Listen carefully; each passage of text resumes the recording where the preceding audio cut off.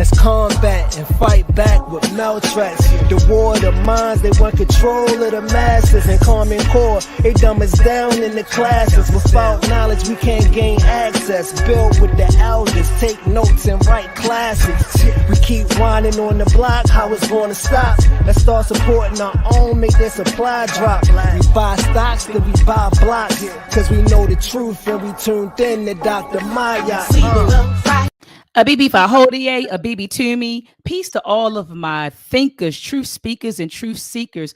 Welcome to another Truth to Power Talk with your sister, Dr. Maat. Thank you for joining another powerful discussion. And tonight I have with me another powerful guest, but he is no stranger to the community, student minister, Dr. Wesley Muhammad. How are you doing tonight, brother? I'm excellent by Allah's grace. How about yourself? I'm doing all right, Doc. I can't complain. I do appreciate you taking time out of your busy schedule to be with my listeners and I tonight. And you brought your crew. You brought your folks here because I see that oh my goodness, we're already up to over 100. I'm going to say 100,000 people already watching. And so I thank you for, taking time out to be here and to also bring your supporters with you. Family, take a moment out right now to thumb up this video. Thumb up this video if you're watching on YouTube. Make sure that you thumb it up, share it. Also, subscribe to my YouTube channel. I usually have these Truth to Power talks maybe like once or twice a week. And so subscribe to my channel, hit the notification bell so that as soon as I go live, you will be notified. Also, family, if you're watching on Facebook, head on over to YouTube. Subscribe, hit the notification bell. All right. And like I said, I only go live once or twice a week. So you don't have to worry about getting a bunch of notifications from me. And so tonight's topic is the assassination of Malcolm X reopened. And so, Doctor, what prompted me to call you, I think it was like either last week or the week before last, I reached out to you because the article dropped. I saw this article right here. Let me share my screen. As a matter of fact, I'll put this over here. All right. And so let me share this one. All right. And so this article dropped on November the 18th. And I think this was around the time that I reached out to you. And it was entitled Malcolm X's 1965 Assassination, Convictions of Two Men Squashed. Okay. So it says right here, and I'm not going to read the entire article, family. It says the two men convicted of the murder in 1965 of the U.S. civil rights leader Malcolm X have had their convictions quashed. Okay. Muhammad Aziz and Khalil Islam did not get the justice they deserved, the Manhattan District Attorney said. So it said this, the state Supreme Court said a reinvestigation found significant evidence that was not known at the time of the trial, in which would likely have seen the men acquitted. Okay, it says Malcolm X was shot dead at New York City ballroom in front of his family. Aziz and Islam, along with the third man, Thomas Hagin. I definitely want to talk about Thomas Hagin. It says were convicted of the murder and sentenced to life in prison. The three men, members of the Nation of Islam, political and religious movement, have all been since paroled. And it says that Islam died in 2009. Now, I want to stop here. So you read the article, the three men, members of the Nation of Islam. So, Doc, I know you've been hearing this for years, that people say the Nation killed Malcolm X. This is what's been said for years. The Nation did it. These were members of the Nation from Newark, New Jersey. They did it. We've seen movies, Malcolm X, Spike Lee's movie Malcolm X, that would make it appear that the Nation was complicit in the assassination of Malcolm X. So I ask you, Doctor, what do you think about that? When you read news articles like this, the three men, members of the Nation of Islam, right?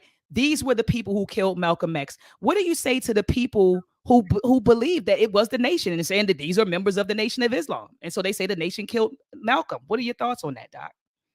Well, my thoughts are, first, the important thing about that article is not that statement about the three members of the Nation of Islam. What's important in that article is the point of the article. The two of those three were exonerated. Exonerated meaning their convictions were thrown out. That's the point of that article. And that's what we were celebrating, that after 50 years, these two brothers who were well known as members of the Nation of Islam in New York, which is why they were framed for the murder of Malcolm X. They were innocent of that crime, but it was the determination of the federal government to frame the Nation of Islam for the murder. And to help do that, they framed Muhammad Aziz, at that time, Norman 3X Butler, and Khalil Islam, at that time, Thomas 15X Johnson. Now ask yourself, you mentioned Newark. Ask yourself, Dr. Maat,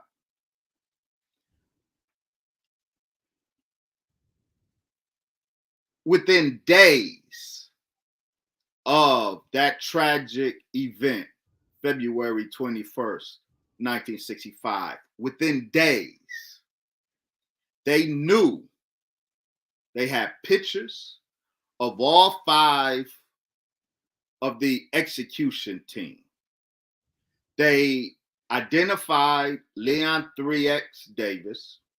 They identified William 25X Bradley. They identified and they questioned the NYPD, Benjamin 3X Thomas. Within days, they knew the execution team came out of New Jersey. Yet, they did not arrest Benjamin 3X Thomas. They did not arrest William 25X Bradley. They released Leon 3X Davis. They knew that so-called torpedoes from New Jersey were the execution team. They knew this within a week. They had photos. So the $64,000 question, Dr. Maat, to our audience, if they knew the execution team came out of a Nation of Islam mosque in New Jersey, why frame 2 innocent men from New York? Why not just lift up the New Jersey torpedoes? You want to know why? Norman 3X Butler and Thomas 15X Johnson lead us to the Nation of Islam, but they don't lead us to the intelligence apparatus of the United States government. The 5-man execution team from Newark, New Jersey, if they pursued them, the pursuit would lead to New Jersey, but well beyond New Jersey, to the intelligence apparatus of the United States government. Leon 3X Davis was a protected asset. William 25X Bradley was an NYPD FBI asset. So even though they knew that it was so-called New Jersey torpedoes that pulled the trigger, they did not arrest them in order to make the case that the Nation of Islam killed Malcolm X. They framed 2 innocent but well-known Muslims in order to frame the Nation of Islam, because those Muslims were not connected to the intelligence apparatus, when in fact it was the intelligence apparatus of this country that orchestrated that assassination. So, Doc, let me ask you about this, because I believe a few months ago, there was a letter that was found of a police officer. I think he was on his deathbed, and his daughter either discovered the letter, and said that the NYPD was in the CIA was complicit in it. There we go, Doc. Could you talk to us about the letter? Yes. First, let's back up, because this story began long before Reggie Wood published the deathbed letter of his cousin, Ray Wood. Lieutenant Coyle of the NYPD, who was over the investigation during the trial of the three brothers, informed District Attorney Dermody that the NYPD had 3 undercover officers in the Audubon ballroom. The FBI's Fulton acknowledged that the FBI had 9 informants in the Audubon on that day. The NYPD had acknowledged having 3 undercover officers in the Audubon on that day. The 3 who were in the Audubon ballroom, most infamously, of course, we know Eugene Roberts, but the 2 others that Lieutenant Coyle acknowledged having in the Audubon ballroom has gotten minimal, but not absent, but minimal conversation in this narrative. The other 2 NYPD undercover officers were McKinley Welch, who was a boss agent that was sent into New York. He infiltrated the secretarial department of Muhammad Mas number 7 in New York, and then he was told to leave with Malcolm. Bossy undercover agent McKinley Welch was with Eugene Roberts as the second of 3 NYPD bossy undercover agents that were at the ballroom. The third was Ray Wood. Ray Wood was a bossy agent, and the 3 of these, Ray Wood, Eugene Roberts, McKinley Welch, they all had the same handler, Tony Ulasewicz, the field commander of this particular bossy operation, who was over infiltrating Malcolm's organization. Ulasewicz sent these 3 undercover agents into the ballroom. So Ray Wood's presence on that day was known before this letter. Now, there's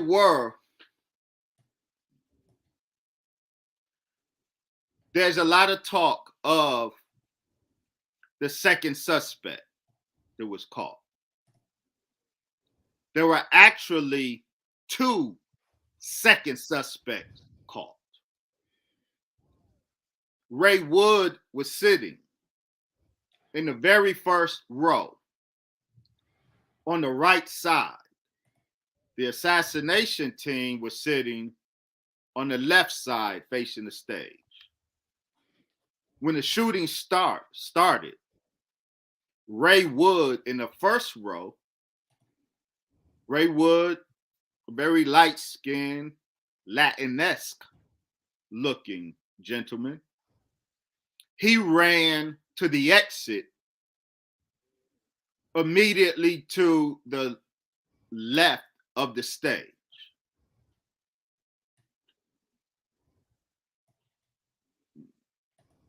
Some of Malcolm's people, seeing him running, grabbed him. That's when Patrolman Hoy rescued him. Patrolman Hoy was stationed outside in the front of the Audubon. During the ruckus, he ran in. He sees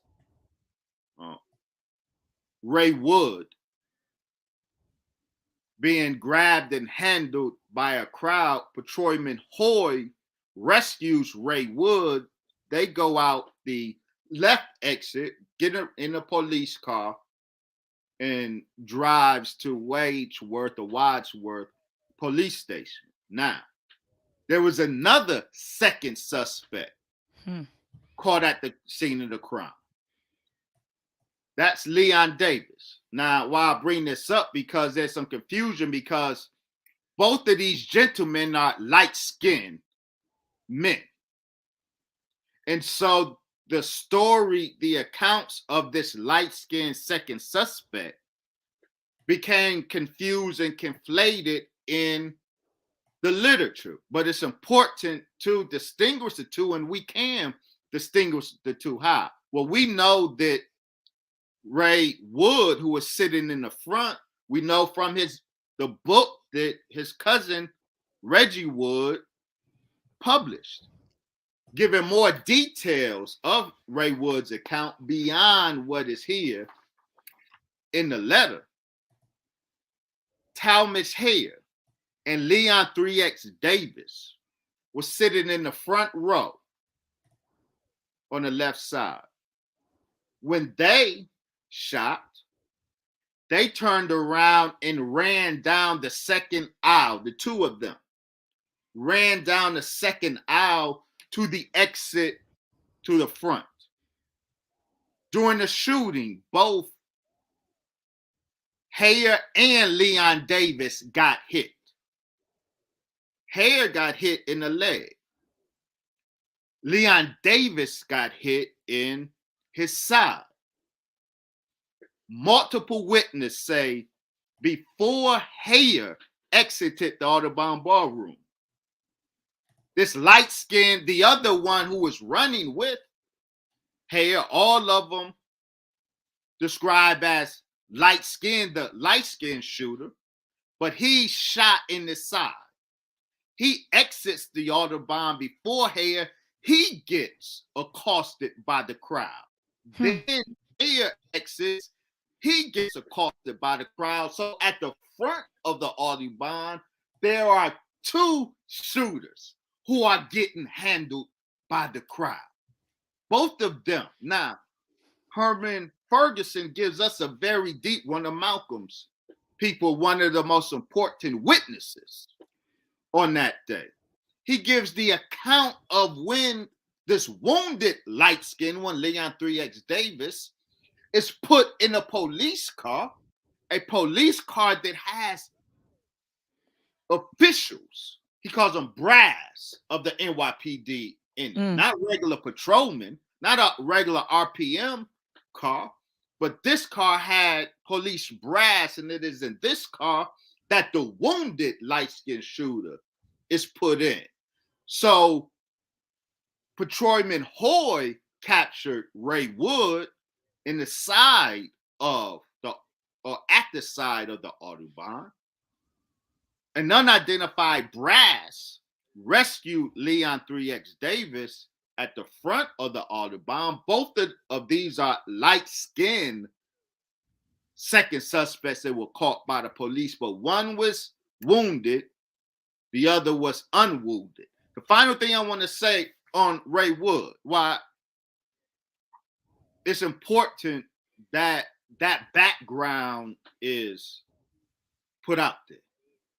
We knew about Ray Wood long before Reggie Wood, his cousin, published the letter. Now, Ray Wood's daughter, wait a minute, let me back up. Both Ray Wood and Eugene Roberts, two of the three acknowledged undercover NYP officers who were there. Let's see, and when we finish, at some point, please ask me about Brother Dick Gregory. Okay. Let me finish this point. Eugene Roberts and Ray Wood both were promoted after and as a consequence of their role in the events, the tragic events of February 21st, 1964.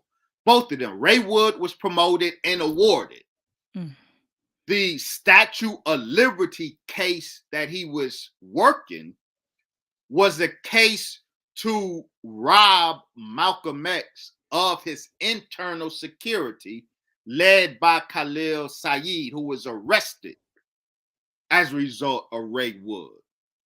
Malcolm was stripped of his security. Ray Wood, in his Statue of Liberty case, was an integral part of stripping Malcolm of his security on that day. As a consequence, the city of New York awarded and promoted Ray Wood and Gene Roberts. They became heroes. Now, why do I say that? Ray Wood's daughter, who remembers her father the way the awards hanging on their wall remember him as a hero celebrated by the New York Police Department. And she understandably desires that be her father's legacy. So she has come out and said this is all a fraud. I did hear that. And no, it is not. If Eugene Roberts, who died a lonely and broken man,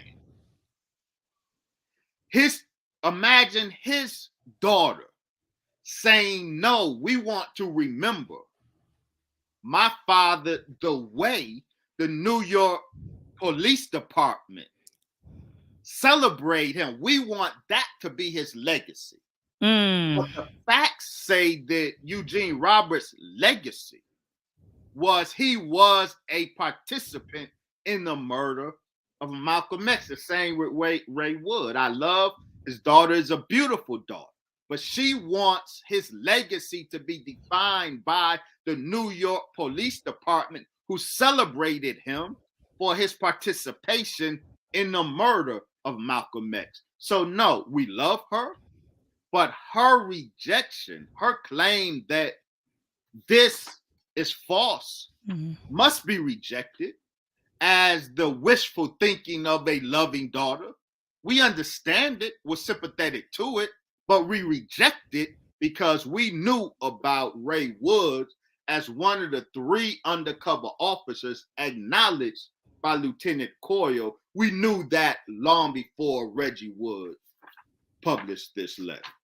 Okay, so Doc, you said you wanted to address Dick Gregory's comments, because Baba Dick Gregory, and peace be upon his soul, he did make some comments about the assassination of Malcolm X. And I don't want to misquote him, but I believed he talked about how he was looking at the trajectory of the bullet, and he said that it didn't come from below, it came from above. I mean, you could help me clarify those statements, Doc. I don't I don't remember exactly what he said, but I know you wanted to address his comments as well. Yes, because I do see him in the comments, and I get this often, and I too must start with giving honor to Baba Dick Gregory. I have tremendous love and respect for him. What Baba Dick Gregory says, whether it's regarding the death of Michael Jackson, the death of Malcolm X, I pursued greatly to try to find the truth of it. With due respect to Baba Dick Gregory, this particular claim of his, I have found absolutely no support for it. Now, of course, Dick Gregory says that he was reading through the autopsy report, and I have the autopsy report that was done, and I have the grand jury testimony of the medical examiner who conducted the autopsy. Baba Dick Gregory said that in examining the autopsy, he saw evidence that Malcolm was shot from above in the back, and that the shooters, the frontal shooters, were shooting blanks. I don't know. It's possible that Baba Dick Gregory was importing facts from other assassinations. For example, Sirhan, who was convicted of shooting and killing Robert F. Kennedy in 1968. He likely was shooting blanks. As a diversionary distraction.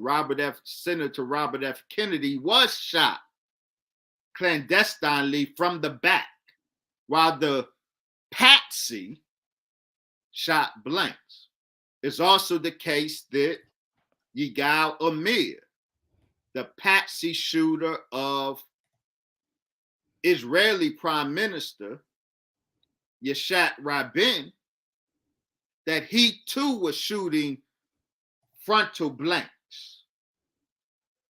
So it is one of the, when you talk about the morphology of a government hit, and Malcolm's execution was a government hit, as was the assassination of Martin Luther King, JFK, RFK, and Yitzhak Rabin. These were government hits. And one MO, one technique of a government hit is the use of a frontal shooter with blanks while delivering the kill shot from the back clandestinely. But all the evidence says that the execution of Malcolm X was not similar to the operationally, was not similar to the operation that killed RFK. It was more similar to the operation that executed JFK. And so we know, for example, all the evidence, the tracks, it is not the case, but very opposite the case, that the trajectories of the bullets were from down upward, not upward downward. The trajectories show the perforations of the chest from the shotgun. They all show that the direction of impact was from below and from the front. And this is why, if all of the witnesses attested Malcolm fell backwards, he didn't fall forward, a shotgun blast from the back would have pushed him forward. But all of the witnesses attest he fell backward and hit his head. So, no, those bullets, unfortunately, were not blanks. And so I just wanted to clear that up because I love Baba Dick Gregory. But in this case, I cannot co-sign that particular claim of our dear brother. Okay. And so Doc, I want to move into Thomas Hagin. Thomas Hagin was arrested and he gave 2 affidavits. And they said, he gave one and then he gave another. And people were saying that, he contradicted himself, I think, in the second one. But can we talk about Thomas Hagin? Who was Thomas Hagin?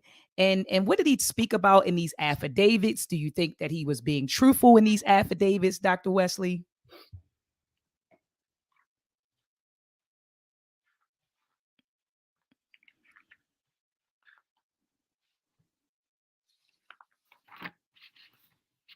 These are his 2 handwritten affidavits. The first affidavit written in 1977. The second affidavit written in 1978. Now, you asked very good questions. And no, most people think that the answers to your questions are easy. Thomas Hagin confessed. He detailed the plot. We have the secrets of the assassination here.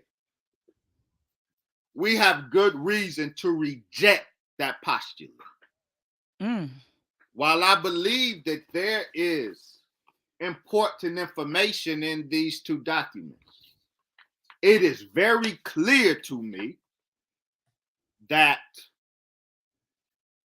over the course of,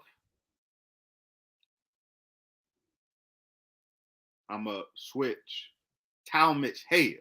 I'm going to talk about Thomas Hagin in a minute. Over the course of Talmadge Hayer's unfolding confessions beginning in February 1966, I believe it was February, where he confessed during the trial.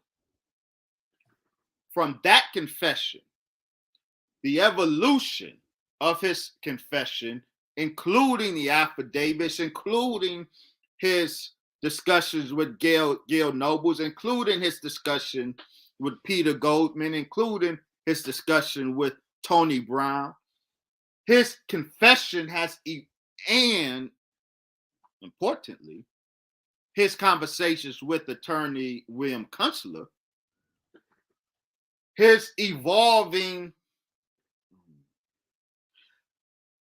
It's important to note the evolution of his confession. Now, a very important point.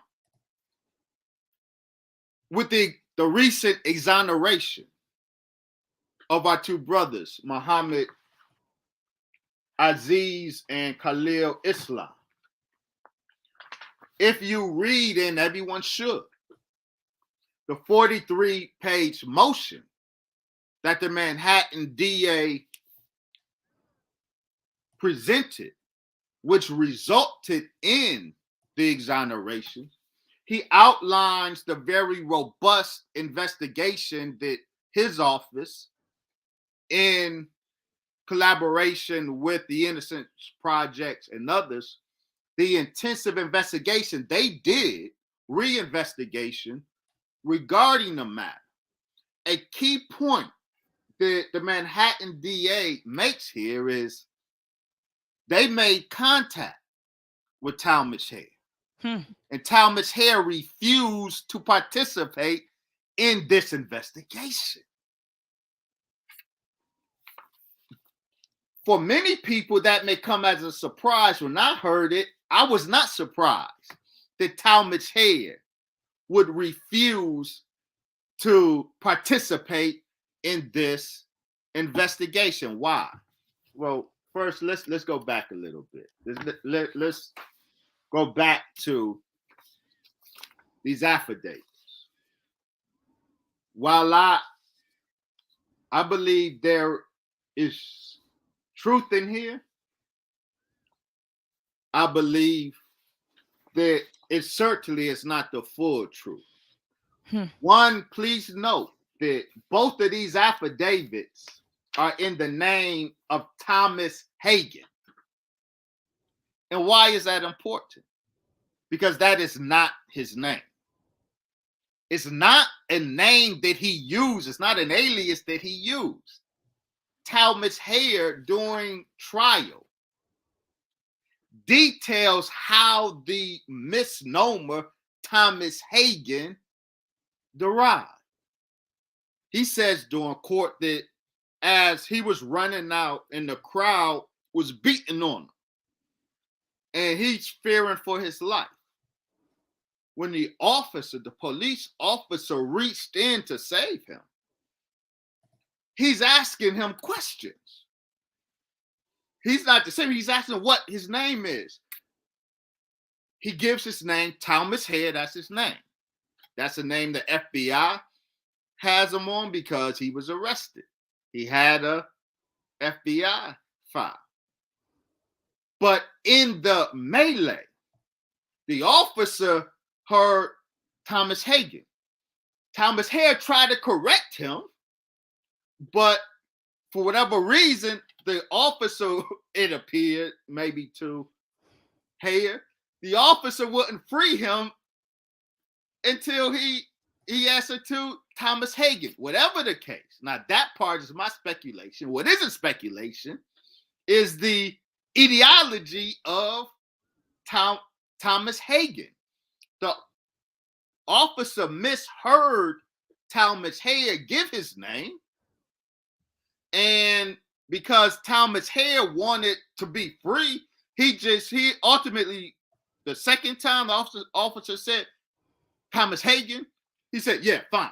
And he was freed from the clutches of Malcolm's people. So Thomas Hagin was always a misidentification. That was never his name. So I found it very curious that the legal affidavits were not in the name of Thomas Hare. They were both in the name of Thomas Hagin, which Thomas Hare admitted under open court that was never his name. I believe. And Thomas Hare got a sweetheart deal. More than half of Hare's time served was served at home with his family. More than half of the time served, 5 out of 7 days a week, he was not in a jail cell. He was at home with his family. He got a sweeter deal than Butler and Johnson. They did not get the sweet deal that Thomas Hare got. So why did he get such a sweet deal? Well, I believe he withheld more than he revealed. And William Kunstler, who notarized these affidavits, he says in the appeal documents that Thomas Hare, with the first affidavit, 1977 one that was brief compared to the 1978 one, that he was so scared that he would be killed. And the prison that he was at believed so too, so he was put in protective custody. Who were you afraid of, Mr. Hare? I think we know who he was afraid of in 1977, which I am suggesting is also the reason that in 2021, Thomas Hare still refused to cooperate.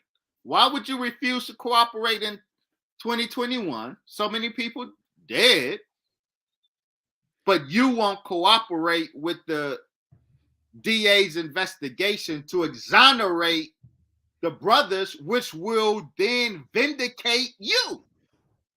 Vindicate the truthfulness of your confession. But he did not want to participate. I am suggesting, Dr. Maya, that we got some good things from now Mujahid, Brother Mujahid, but there is much more that is not in here. And what is not in this affidavit is what helps us to see the bigger picture of what happened on that day, February 21st, 1965. So Doc, let me ask you this, because then you have folks who will say that Minister Farrakhan had at one point, well, it's two different things I have going on in my mind. So there was an assassination attempt on Minister Farrakhan's life by by one of the daughters of Malcolm X, who believed that he was complicit in the murder of her dad. And then, you fast forward and he's made comments. And one comment that people keep showing over and over and over again is a clip of him saying, Malcolm X was, he was a traitor. And so what do you care what we do with traitors? And then there's another clip of him saying, I feel like I apologize for creating the climate in which he was assassinated. So what are your thoughts on when people go through, they show these different clips and they try to link that together, and then they say things like, not say things. There's a transcript out there of Honorable Elijah Muhammad speaking, and he says, we're going to do to him what Moses does to other people who do what he did. And so some transcripts out there that talks about, where the Honorable Elijah Muhammad expressed his disgust for what Malcolm X was doing at the time. So people will take these things and then kind of create this narrative, right? That, okay, Elijah Muhammad, the Honorable Elijah Muhammad made these statements. Some statements were made from Minister Farrakhan, which all allude to, the Nation of Islam being complicit in the assassination of Malcolm X. So what are your thoughts on that, Dr. Wesley Muhammad? My thoughts are, when you actually get each one of those statements, you see the mischief that is made by those who are presenting or misrepresenting those statements to you. In every case that you cited, let's start with the Honorable Elijah Muhammad and then the Honorable Minister Louis Farrakhan. Okay. Most of the kill order statements that are part of the popular narrative, when you actually put hands on the documents, which I have, you see that the people who are representing the Malcolm X narrative are liars. The March 1964 FBI document that is the source of that claim, we need to do to the hypocrites, treat the hypocrites the way Moses did. Right. But in multiple other documents, the Honorable Elijah Muhammad cites that same metaphor or biblical, or not metaphor, biblical principle. And Moses didn't kill the Israelites. Moses let Allah kill the hypocrites. That's the whole point of the Honorable Elijah Muhammad's posture, and thus the nation's posture towards Malcolm. And that posture is articulated in the statement by the Honorable Minister Louis Farrakhan that is always thrown out there, but it's amputated. When the minister said in Muhammad's speech, such a man as Malcolm is worthy of death, we'll stop it there. But the most important part is a continuation of that same sentence. And he would have met with death if it were not for the Honorable Elijah Muhammad's faith in Allah. What's referenced here? The reference is to the Nation of Islam's official posture. Moses being an example is, we don't kill the hypocrites. Allah will deal with the hypocrites. Moses did not kill the hypocrites. God himself burned the hypocrites. That is what the point was. And so the reference to Moses wasn't a kill order, it was an anti-kill order. the statements by the Honorable Brother Minister Farrakhan that was popularized by Jim Baxter in the movie Brother Minister.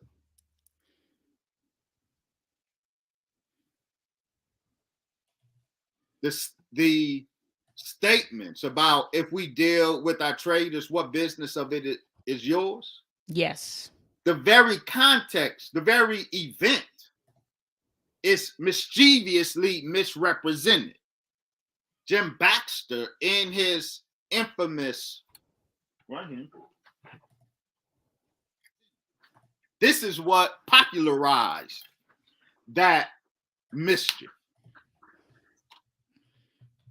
Brother Minister, the assassination of Malcolm X. I said Jim Baxter, it's Jack Baxter or Bastard. He presents that quote and says it was made by the Honorable Minister Louis Farrakhan at a secret closed-door meeting. That's a first falsehood. The clip is not from a Nation of Islam closed-door believers meeting. The clip is from part 2 of 1992 Savior's Day, where the minister addressed Malcolm X during Savior's Day, and that next Sunday, he did a follow-up at Mosque Mariam for the public. So presenting that clip as having been made secretly behind closed doors, that was the first lie.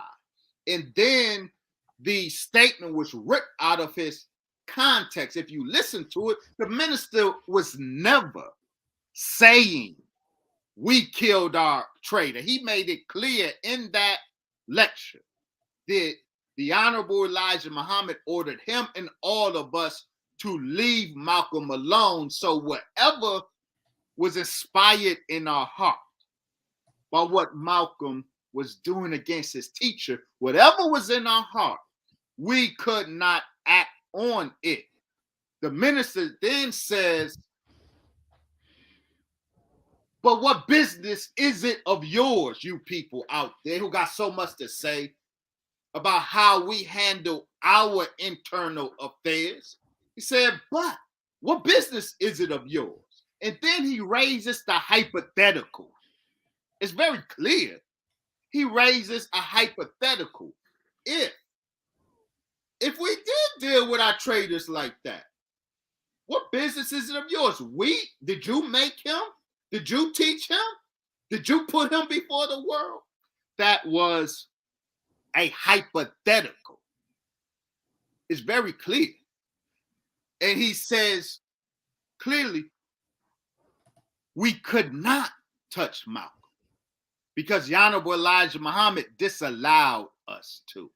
So the only way you can pin the death of Malcolm on the Honorable Minister Louis Farrakhan, the Honorable Elijah Muhammad, or the Nation of Islam, the only way you can do so is by mischievously handling the sources, handling their words. You have to do violence to their words in order to make your point. But if you leave these men's words as they are, you would see, going back to the Moses example, the posture of the Nation of Islam with regard to Malcolm was, leave him alone. Allah is going to take care of that. And what does take care of that mean? The Honorable Elijah Muhammad was clear there as well. Don't kill Malcolm, because Malcolm is going to come back to the Nation of Islam, which he was attempting to do. And with Malcolm coming back to the Nation of Islam, that would have been a bigger boon to the nation than a dead Malcolm. That was the posture of the Nation of Islam, and that posture is recorded in the documents, the same place where these other statements are ripped from and devilishly handled, the actual posture of the Honorable Elijah Muhammad and the Nation of Islam is in there too. Mm-hmm. So Doc, what do you say about the daughter who remember, she was locked up by the FBI for her assassination attempt, and then it is said that Betty Shabazz. I'll Okay. answer it. What do I say of her? We love her. Mm-hmm. Mm-hmm. And that's why the Honorable Minister Louis Farrakhan defended her with her mother, Sister Betty Shabazz, and raised money for her defense. We love her. Mm-hmm. Okay. And I do remember when the minister did that. But it's also said that that Betty Shabazz, and peace be upon her soul, until the day that she transitioned, believed that the inner circle of the nation was complicit in the assassination of Malcolm X. Is that true? Did she go to her grave with that idea or with that feeling? I'm not the one. You can ask that. I'm not incredulous to that. I would not. I'm certainly not dismissive of that. Her feeling that doesn't make it true, but understand, this is why with Sister Betty, those beautiful daughters, and my condolences to the Shabazz family for the loss of our dear sister, Malika Shabazz. We love that family. You won't get us to speak an ill word of that family. Understand something. Sister Betty, pregnant with her daughters, sees her husband and the daughters who are there see their father publicly executed like that. What type of trauma would you imagine that causes? So, however those beautiful sisters emote, I am not going to criticize them. But feelings don't make fact. Come on. So, Doc, my last question. I know we're winding down. We've been on for 53 minutes, and I said we're going to go for about an hour.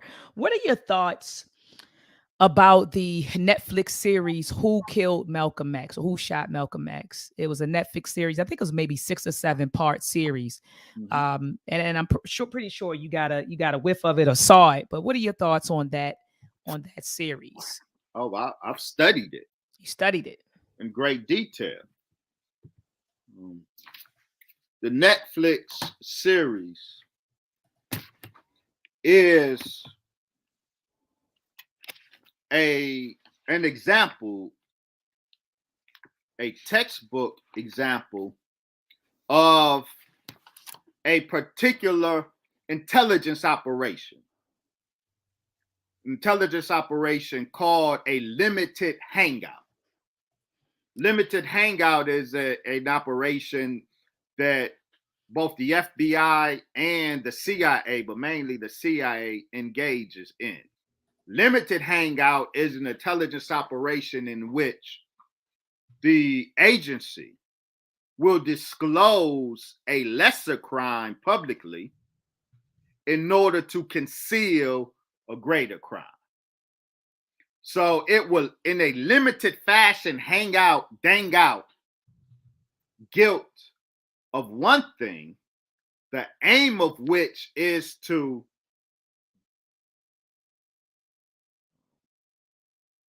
capture the attention of the people and then mislead them away from discovering the bigger picture.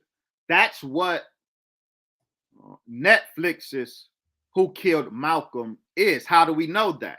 Because of the number, we can identify it as an intelligence operation, limited hangout, because of all of the intelligence people that participated in the show.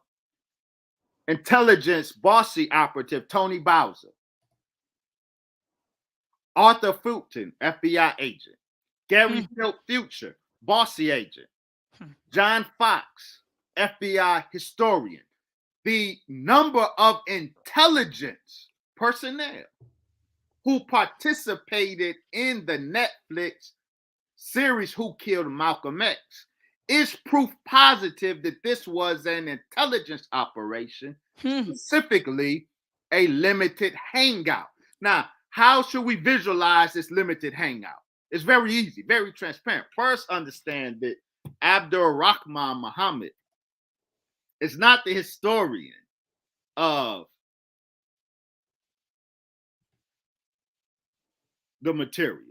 Even though he's the face and we follow him through 6 episodes, the research, he was window dressing, with due respect. He was representing the research of 2 white people who are the producers and the researchers for that Netflix series. Phil Bertelsen and Rachel Dretson. If you saw these 2 white people as the authors of the show, we today would be disinclined from gobbling it up. Facts. So they hid behind the black face of a non-historian, Abdul Rahman Muhammad. He never wrote a book. He wrote a blog. That's it. But he became the face of their research. Now, illustrate, as we close, illustrate, Brother Wesley, the limited hangout. You say this is an intelligence operation, a limited hangout. Illustrate that very easily. The focus of the series was William 25X Bradley. And the little bit of disclosures, the hangout, the limited hangout, is the time that was spent revealing the FBI's and Bossy's surveillance of Malcolm. Okay. But by the time so they gave us that. Yes. We bugged his phone. We had all this surveillance. We deemed Malcolm an enemy. So all of this was dangled out, right? This is the limited hangout. And so I had Muslims calling me, excited. You see Netflix? Oh boy, they telling truth. Thinking that through Netflix, the devil has finally come forward. Well, no, except in a limited way. When you get to episode 5 and 6, all of the focus is on William 25X Bradley, the alleged shotgun shooter. But all of the focus is on his relationship to Muhammad Maat number 25 in Newark. What they deceptively left out was William 25X Bradley's relationship to the New York Police Department and the FBI. One of the most important witnesses, 2 of the most important witnesses to the murder. I mentioned one, Herman Ferguson, but also Roland Shepard. Now, Roland Shepard is a white man. He was a socialist, one of Malcolm's socialist comrades. When Malcolm would go to speak at the Militant Forum, as he did, Roland Shepard took care of security for Malcolm. at the militant form. Roland Shepard, whenever Malcolm would speak at the Audubon, Roland Shepard is there. Roland Shepard on the 21st of February was outside, as he always is, selling their paper, their socialist paper. When Malcolm arrives around 2:15 or so. Roland and Malcolm chop it up a bit. Malcolm goes in. Roland finishes up selling his papers, and then he goes in the Audubon to take his normal seat, the seat that the press normally has, which is when you're facing the stage, there are 2 rows of chairs, the left side, the right side, and then a middle aisle.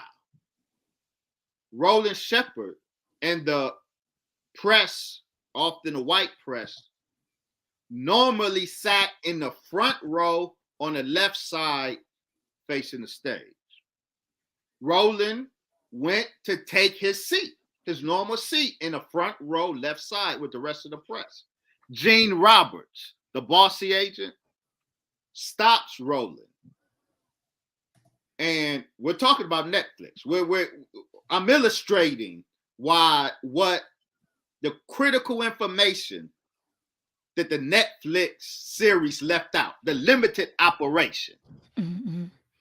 A limited operation, by definition, discloses the lesser crime in order to disguise the bigger crime.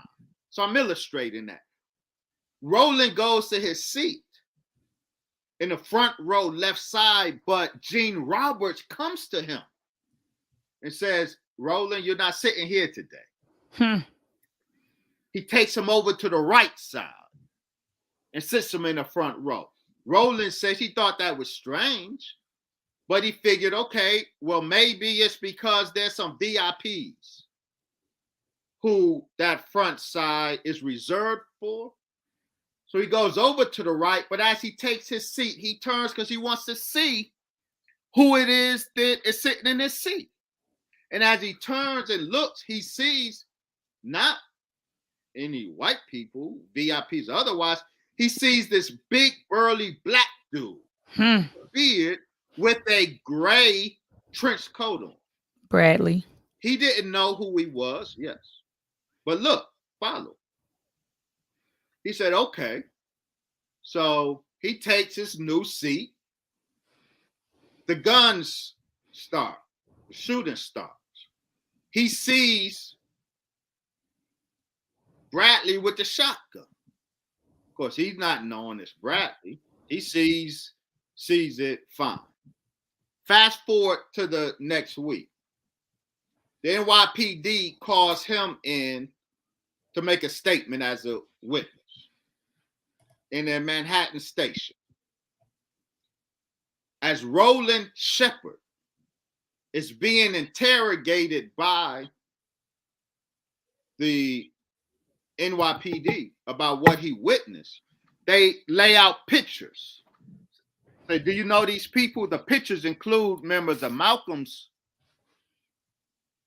crew, if you will, and others. One of the pictures that he sees put before him is the man that he saw who took his seat with the gray shirt on that had the shotgun. So now he's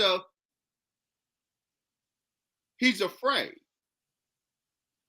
Roland Shepard says before he responds to does he know any of these people, he has to get his head together to see how I'm going to answer. Because, let me back up. The NYPD hated the black Muslims and they hated the red communists or socialists. So there was a hostile relationship between Roland Shepard and his socialist group and the NYPD. They were hostile. So Roland Shepard, that's why he's reluctant. So he said before he answers this officer about who I recognize, I need to get my head straight. He asks, can I go to the bathroom? He gets up. He goes to use the bathroom. On his way out, he's at the end of Manhattan NYPD station a week after the assassination. On his way out of the bathroom, he passes by the man in the gray coat that took his seat at the Audubon, that wielded the shotgun. He said, this man, so now he's shook. He says, this man goes into an office there at the NYPD station as if it was his own office. So now Roland is scared. When he goes back, he doesn't tell the cops nothing because now he figures, all right, he's being set up. They show him the picture of the man who did shoot him, and that man is here in the office, and he looks like is here in the station, and he looks like he got an office here. So Roland says, no, I don't recognize any of these, all black people look alike, ha, ha, ha, ha, appealing to the racism of the Irish police. So he leaves the station. Years later, after Manny Marable's book is published in 2011, and then Abdurrahman Muhammad's his blog, the one piece he did on Malcolm X, he wrote a blog identifying William 25X Bradley as Al-Mustafa Shabazz of Newark. And that blog had a picture of Al-Mustafa Shabazz of Newark in it. Somebody sent Roland Shepard that blog with that picture of Al-Mustafa Shabazz, a.k.a. William 25X Bradley. Roland Shepard says, that's the one that took my seat, was given my seat at the Audubon, who wielded the shotgun, and who was at the New York Police Department a week later, going in what looked like was his own office. We know that the FBI, William 25X Bradley, Paul Lee, who was considered the preeminent Malcolm X scholar in the early 90s, he reports having discovered several FBI assets that were in Muhammad Maat's number 25. We know that William 25X Bradley was an FBI asset in number 25. We know that the FBI, the Newark office of the FBI, going back to 1963, had a file on William 25X Bradley, going back to 1963. So he was, another thing, Zach Kondo,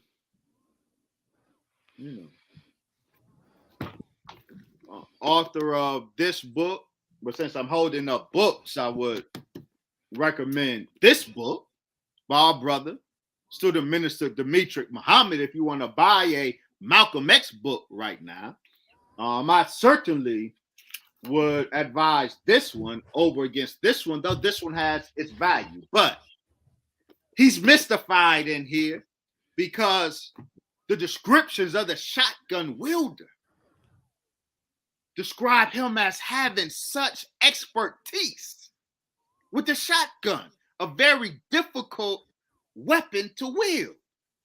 And Zach Kondo says he can't account for a young 20-year-old in mid-60s having such expertise in such a difficult weapon. Well, now we know exactly how to account for that. And the Manhattan DA in the new motion confirms what we knew. William Bradley was a machine gunner for the Marine Corps, and he was a Green Beret. He was trained as a machine gunner. He was a weapons specialist in the Marine Corps in a Green Beret. So he was a military weapons specialist. He was an FBI asset in Muhammad Maat's 25. And that relationship with the New York Police Department, the liaison between boss of New York Police Department and the FBI, is no doubt the background of William Bradley's authoritative presence in the NYPD station on that day when Roland Shepard was leaving out of the bathroom, as Bradley was entering into an office. None of this made it in that limited hangout called Netflix, Who Killed Malcolm X. You come away from that thinking William 25X Bradley's main association was Temple Number 25. And he was acting on behalf of Temple Number 25. But instead of looking at William Bradley, we need to be looking at William Sullivan, assistant director of the FBI, who was over the counterintelligence program executed against Black nationalist groups. William Sullivan was ultimately the main handler of William Bradley. And so Netflix have us reaching that low-hanging fruit. That's what limited hangouts do. William Bradley was low-hanging fruit. William Sullivan is what we needed to hear more of how he planted his assets and used his assets in number 25 North. Doc, I know I said I had one. The name of the book that you should get. I'm sorry. Okay, look. Didn't y'all kill Malcolm? Hold it up again, Doc. The propaganda against the Nation of Islam. If you want to get a book on the subject right now, get this book by Brother Demetric Muhammad. All right, Doc. So I know I did say that was my last question, but this is really my last question. I promise. This is my last question. The Nation of Islam and others are advocating for the files in the assassination case of Malcolm X to be reopened. When they reopen these files, what do you think is going to happen? Do you think that people have no choice but to say or but to acknowledge that, that the Honorable Elijah Muhammad, the Honorable Minister Louis Farrakhan, and the Nation of Islam had nothing to do? Like, what do you think is going to happen when they reopen these files? Because it's going to happen. But when they reopen these files, what do you think is going to happen, Doc? I'm so glad you asked that question, because I want to end on a discussion of the files. Mm-hmm.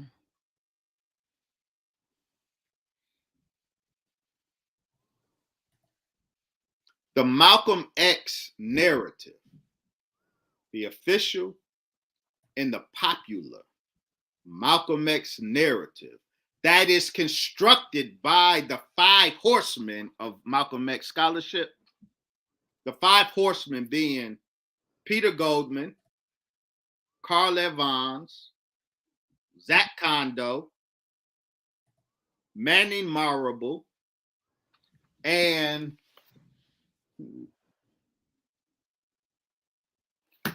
Les and Tamara Payne. These are the 5 horsemen, I call, of Malcolm X scholarship. And they have constructed the popular and official narrative of Malcolm X. And it is all wrong.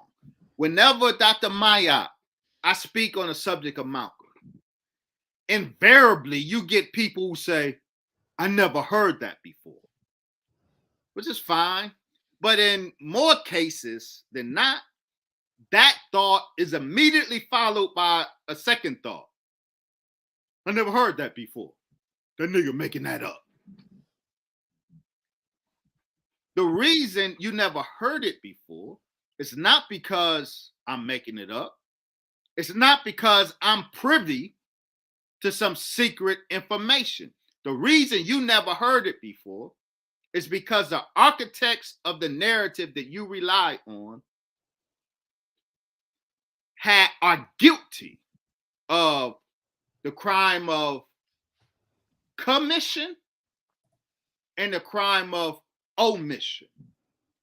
The crime of commission because they lie or they fabricate. Carl Evans or Carl Evans is a perfect example of mischief-making scholarship that would take a source and lie on that source. The other thing the five horsemen of Malcolm X scholarship do is their narrative is based on a very selective use of the available material. What is the available material? I have to walk you through it. It's talking about the files. We don't have to wait for the opening of the files in order to have the revelation. The files that exist right now give tremendous clarity to what happened, but none of the five horsemen, rely sufficiently on these files. And what are these files? So allow me to walk us through it so you understand what's available for us. This is why I don't have a book. I'm preparing a document. This right here, 630 pages. This is just my typed notes. The report in the book is going to be extracted from these typed notes. Most of it, the data in there, you're not going to encounter in the official Malcolm X narrative. Why? Where does it come from? Allow me to walk us through the files so we understand what's available. Why I might say things that you never heard before, but why the fault isn't on me. The fault is on those upon whom you rely to get your Malcolm X information. First, we start with the 1966 trial transcript. There's a wealth of important data in the trial transcript. Most of these people did not make good use of the trial transcript. Why? Because it's 3,000 pages, I suspect. 3,000 pages in 4 or 5 books. So start there. If we utilize the trial transcript better, that alone will alter the narrative. But those 3,000 pages of trial transcript that are bound in 5 books, those 5 books happen to be only 5 documents of a 5,000 document file. I hope you got what I said. Those 3,000 pages, right, that are in 5 books. Those 5 books with their 3,000 pages themselves are only 5 documents in a file that has 5,000 documents. That file is the New York City Municipal Archive, specifically the Malcolm X assassination case file. There are 5,000 documents available online. And just 5 of those documents give us 3,000 pages. I was blessed to go through the 3,000 page transcript. I was blessed to go through the 5,000 documents on the New York City Municipal Archive, but then go further. We want all of the FBI files released. But did you know that currently there are 9,000 FBI files released and available? And by Allah's grace, we have those 9,000 files available. This is how we can catch people like Carl Evans in their lie when they misrepresent a source, because we have the source. The CIA documents, we don't have a lot, but what we do have, we're blessed to have them. The NYPD bossy documents, we have some. So there is a tremendous amount of file material. That's what I draw from. But the five horsemen of Malcolm X scholarship, they are profoundly selective in what they use. They give no evidence that they have been thorough in their study. They give no evidence that they have examined, or certainly they don't use the wealth of material that is in the file. And I would like to give one glaring example, if it's not too much. Please. An example of a jewel. See, because you got to excavate. That's a lot of material. Most folks just don't have the patience, but I'm blessed to be paid to do this. The Honorable Minister Farrakhan brought me to Chicago. He said, focus on my scholarship. So that's what I do. I don't moonlight in this, by Allah's grace, thanks to the beneficence of the Honorable Minister Louis Farrakhan. So I availed myself to that full body of material. And that's how I can say, with no fear of contradiction, the official narrative, the popular narrative derived by these five horsemen is a false narrative. Let me illustrate just one jewel of what you find when you dig into this material, and then I'm done.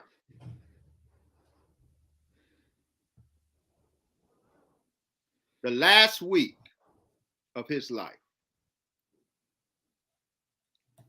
Brother Malcolm, he gave an interview with Mike Wallace.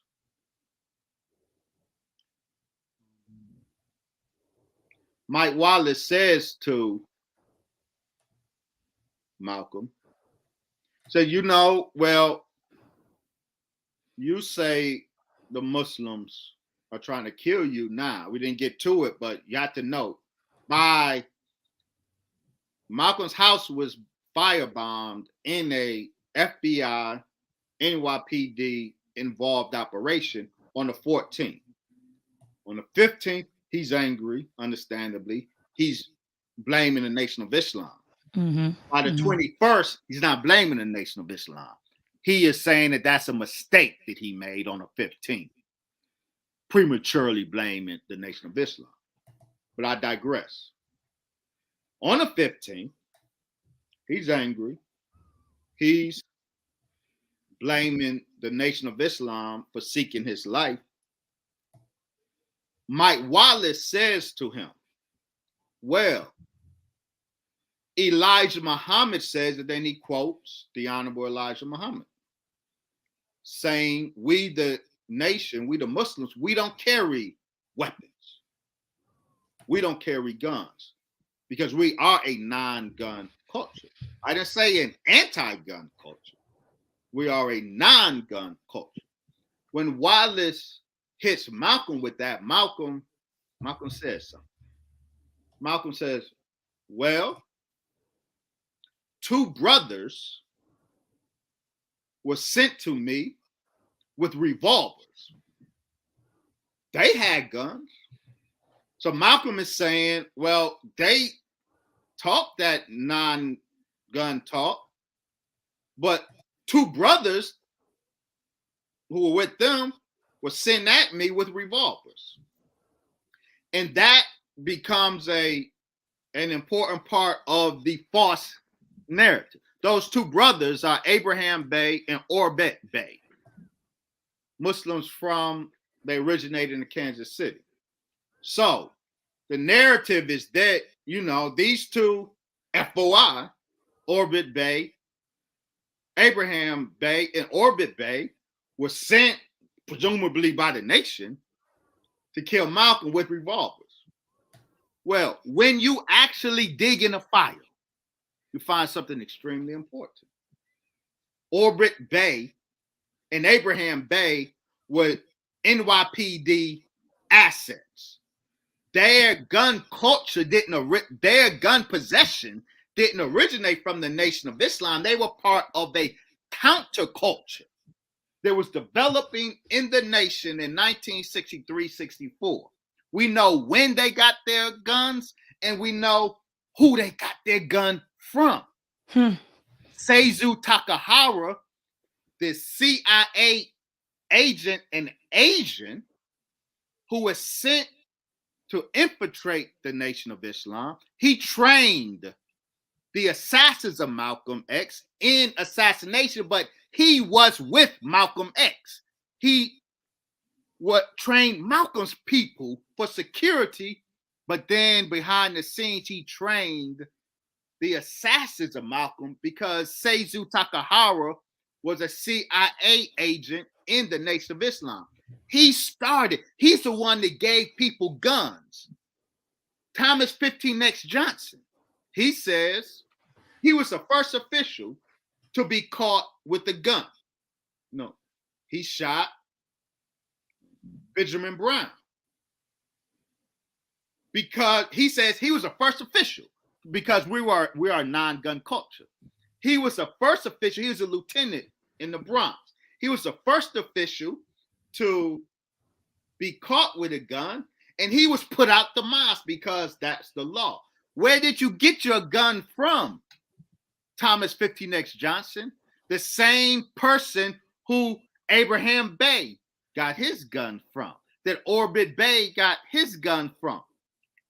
NYPD informants. That's what the file discloses. These are informants that were working with the CIA. They were NYPD informants working with a CIA agent who introduced the gun culture and trained them in guns. Charles 24X Hale. Charles 24X Hale. Where did you get your gun from?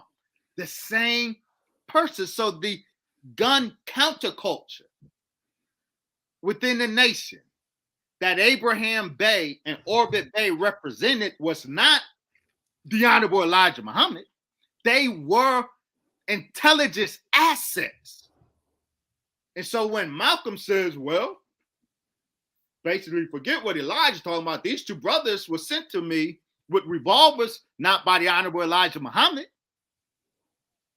Their gun possession, their gun ownership came through the intelligence apparatus.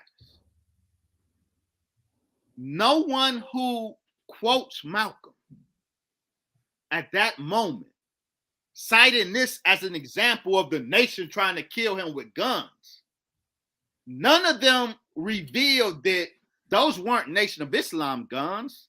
Those were NYPD CIA guns. And the two brothers who were supposedly sent to you were NYPD assets. So that's not an example of the Nation of Islam trying to kill Malcolm X. That's another example of the intelligence agency targeting Malcolm X with their assets in the nation and among Malcolm X. That's a jewel that we only get if we plumb the depth of this massive body of files, which the pillars of the official narrative show no evidence that they have done. So again, Doc, when these, you said, so we don't need the files, them to reopen anything. You're saying that with what we already have, you can get the gist of what happened. Absolutely. with what we already have. Not we don't need to wait. We absolutely don't need to wait. Mm. We can forensically reconstruct what happened, why, and how with the thousands of files that are available. But we have to avail ourselves to them in a non-bigoted way. When I say non-bigoted, the 5 horsemen of Malcolm X scholarship are very bigoted against the Nation of Islam. And so that bigotry causes them to select certain facts and omit other facts to build this narrative. The Nation of Islam killed Malcolm X. The Nation of Islam did not kill Malcolm X. Doc, I gotta drop a bomb for you. Fire! Fire! Fire! Fire!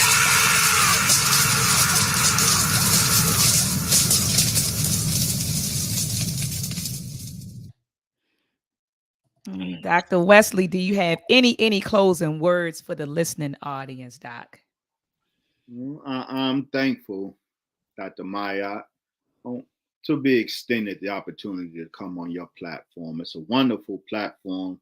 You do hardcore work, head-knocking work. Speak truth to power. I pray that Allah continues to bless you with success. I'm just honored and humbled that you allow me a few moments to discuss this with your audience because, and I'll close here, while I appreciate it, the false narrative is successful, has power when the Nation of Islam's perspective is deliberately banned from it. So all of these conversations about Malcolm X, all of these panels, they refuse to include the Nation of Islam. So all who invite us to contribute to this conversation, I have great respect for. So I respect you and I appreciate you for opening up your platform to us to share our perspective. Doc, I appreciate you and all of your scholarship, all of your hard work, and just dedication to your commitment to truth. That's what I applaud and appreciate, your commitment to truth and your commitment to educating our people. I mean, Doc, I've been following you for years. You know, I'm a fan of yours. It's mutual fandom. Yes. It's mutual fandom. I'm a fan of yours. Yes. And I always, whenever you lecture, you know, whether it's in person or it's on YouTube or, you know, Facebook, whenever you lecture, I always walk away with learning something, you know, that I didn't know before. And so I thank you for all of your work. I thank you for your revelations. There were a lot of revelations tonight. And I give thanks for that. You're a very busy person. And when I called, you had no issue with saying I'll be on. And I just appreciate, I just appreciate whenever I call you, whether it's to come on to the platform or whether it's, you know, Doc, can you get on the plane and come to Baltimore and do this lecture? You say, Doc, I'm gonna look at my schedule and I'll be there. And so I just change in the future. And so I just appreciate you, my brother. And I'll just people always know, people know that I'm a friend and a fan of the Nation of Islam. I'll never forget that day when you had came in and I opened for you. Reality Speaks, Brother Jabari brought you in and I opened for you. And then the next day you were speaking at Muhammad Mosque number 6. And you joined us. Yes. It was beautiful. Yes, it was beautiful. Shout out to Student Minister Carlos Muhammad. And yes. It was Muhammad Mosque number 6. Number 6. And that was the day. I don't know if you remember, but, you know, I was going through a lot. And this was at the time I was on the scenes and people were just coming at me, you know, just coming at me. I'm getting death threats here, death threats there. Truth to power. Yes. And so remember when Minister Carlos Muhammad, he said, I'll never forget. He said, FOI on your feet. 100 men stood up And I mean, I was in tears. I don't know if you remember this day because you were to my left. You were to my left. He said, I "F-O." remember it distinctly. Yes, he said, "FOI on your feet." And you all stood up. And he said, "You see this woman right here?" And you all said, "Yes, sir." You said, "She is under the protection of the Nation of Islam. Do you understand?" You all said, "Yes, sir." Then he said, "Her family is under the protection of the Nation of Islam. And do you understand?" And they said, "Yes, sir." And then he looked at me and he said, "Allah moved me to say that to you. And if you ever have any issues, my sister, just, don't hesitate to reach out." So I love you. I love the nation. And I'll always, love you. and my platform will always be available to the Nation of Islam. Thank you, Doc. We love you. We appreciate you. Ashe, ashe. So family, join me back here on Saturday at 8 p.m. Eastern Standard Time. I have a film producer coming on. Is a producer of the Freedom of North Carolina. We'll be talking about the importance of Black people controlling our narratives. And so it's going to be a powerful conversation this Saturday at 8 p.m. Eastern Standard Time. Thank you so much for joining in. Let's calm. Oops, I'm sorry. Thank you so much for joining in tonight, family. Peace and Black power. Let's combat and fight back with maltracks. The war of the minds, they want control of the masses. And Common Core, they dumb us down in the classes. Without knowledge, we can't gain access. Build with the elders, take notes and write classes. We keep whining on the block, how it's gonna stop? Let's start supporting our own, make their supply drop. We buy stocks, then we buy blocks. Cause we know the truth and we tuned in to Dr. Maya.